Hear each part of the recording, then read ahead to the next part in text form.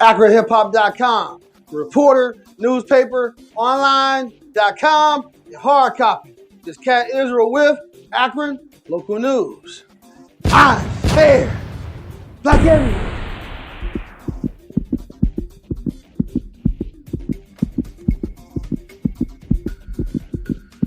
Say it one more time, just in case you didn't hear me all the way in Washington, D.C. at the White House. Honest, fair, black everywhere.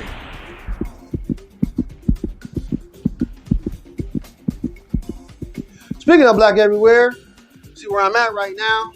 At the office. Now we're going to do a special news break for today. Now I know you're used to seeing me on the weekends doing a recap for the Reporter Newspaper Online.com page and a hard copy sometimes. Right now we're going to touch on a couple of details and topics so we can just get into it right now. So now I know everybody been watching TV lately. We're going to touch in on what happened at the Capitol building. But we're going to do a little recap so to give you a little touch on what happened beforehand that led up to the major event that happened yesterday.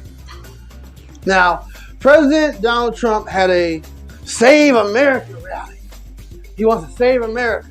I think more he wants to save himself. That's just my opinion. I don't know. And, but in saying that, he had a rally at the White House and over 40,000 Trump supporters, as they call them, the Trumpsters now. He basically pled his case on, why he should be president once again for the second term, that he was cheated out of the election, yada, yada, yada, we know. But before they left to go to the Capitol building, Donald Trump, his son, Donald Trump Jr., and his lawyer, Rudy Giuliani, was hard pressed on going to the Capitol building. Now, I'm going to paraphrase what Donald Trump said a little bit before they actually left to the Capitol building. He said basically that he was basically excited and amped up. He wanted the people amped up to go to the Capitol building to basically protest and overturn the votes that confirms President-elect Joe Biden as the next president of the United States. And paraphrasing, he basically said we want to walk down the street to the Capitol building. And we're going to take our pride with us and root them on. Wait a minute, are you telling me that Donald Trump told them people to go? Yeah, in a nutshell. He paraphrased it, yeah. I didn't even know that. That's why you're here. That's why I'm here.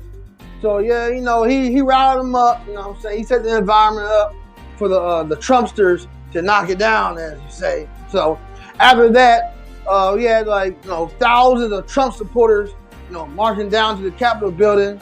Now, during that time, that we had people in the Capitol building actually in the process of going through the votes to confirm whether if Joe Biden was the president or Donald Trump was the president. They were double checking, triple checking? Yeah, quadruple checking, all kind of checking. And during that time of them being in the chambers, you had the Donald Trump supporters riled up. And they started having a conflict with the United States Capitol Police. As we saw, they busted through the gate. Let's say it like that. And they basically breached the Capitol building, and I guess all hell broke loose, as we would say. We had a lot of injuries at that particular moment. 4 dead, 3 shot, 14 police officers injured. And my opinion about the situation, they call it an insurrection. And to me, I felt some kind of way on what happened earlier in 2020, how the police officers and military police were so prepared for, African Americans exercising their right to peacefully protest. Now, the way they was treated and the way President Donald Trump rhetoric towards the protesters, it seemed unfair. You know what I'm saying? There really wasn't no seem about it.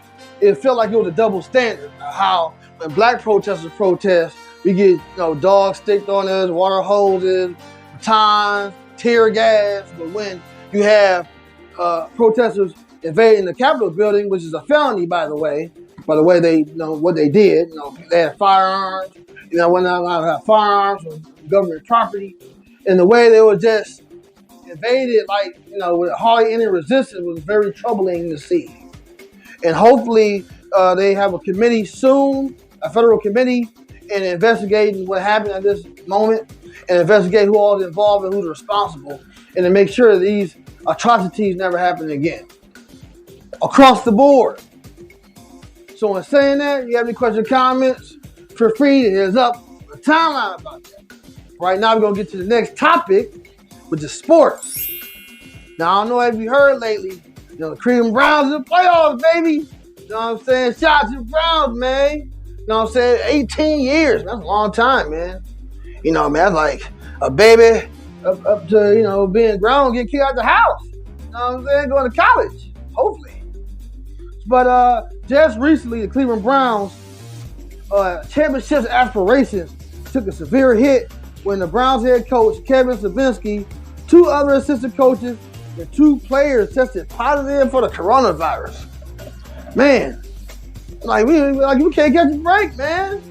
Like, my goodness, like the week before when they played the Jets, they lost their whole starting lineup in the wide receiver core. And also, for this particular playoff game, they might possibly lose, Hollywood Higgins, too, which is huge. He's been making big plays on the field. And I feel like Baker Mayfield, he needs all the weapons he needs, for this playoff game against the Pittsburgh Steelers. So, man, I just feel like the government dropped the ball, and this is the aftermath and the after effects, and it's actually resonating to the sports world. And it's really hitting the Cleveland Browns hard, man. When Pittsburgh played the Baltimore Ravens, Ravens dropped us. How they extended their games to, a whole nother week. But when the Browns have issues, it seemed like the NFL wasn't giving them their just due. So this is my opinion. So all in all, we're going to wish luck for the Cleveland Browns. I'm a Steelers fan. But hey, it's the AFC North. I'm going to root for all the teams in the AFC North no matter what. At least one of us got to go to the Super Bowl, man. Everybody talking about Kansas City and the Buffalo Bills. But I truly believe that Cleveland, they get hot, man. They go to the Super Bowl for real. Joe Hayden, the cornerback for the Steelers, might not play that game either. So, they're going to be wide open. So, like I said, once again, if you have any questions or comments about either topic, feel free, hit us up on the timeline. Don't forget to like, click, and share AkronHipHop.com, RecordNewspaperOnline.com. Subscribe to the hard copy. It's a new year. Oh, yeah. Of course. I'm always on the weekend letting us know something else happening. Some crazy stuff going on lately. And don't forget to hit us up on Akron Hip Hop TV on YouTube. This Cat Israel once again with Akron Local News, baby. Honest, fair, black everywhere.